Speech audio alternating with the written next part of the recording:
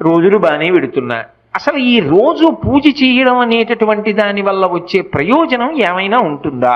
అసలు దాని వెనక ఏదైనా శాస్త్రీయమైన కారణం ఉంటుందా? విదురుడు ఎందుకు చెప్పాడు అసలు దైవానికి నమస్కారం చేయమని? నేను మీకు ఒక్క మాట చెప్తా, బాగా గుర్తుపెట్టుకోండి. ఎవరు పూజ చేస్తున్నాడో వాడు లోకము చేత పూజింపబడతాడు. నేనన్న మాట బాగా పట్టుకున్నారా? ఎవరు పూజ చేస్తాడో వాడు లోకము చేత పూజ అందుకుంటాడు. అదేమిటండి మీరన్న మాట మాకు బాగా అర్థం కాలేదు, మీరేదో అన్నారు బాగుండదని అన్నాం అంతే అంటారా? మీకు వివరణ చేసే ప్రయత్నం చేస్తా. పూజ అంటే ఏమిటి? పొద్దున్నే దేవుడి దగ్గరికి వెళ్ళో దీపం పెడుతున్నా. ఎందుకు? ఎవరు భగవంతుడు?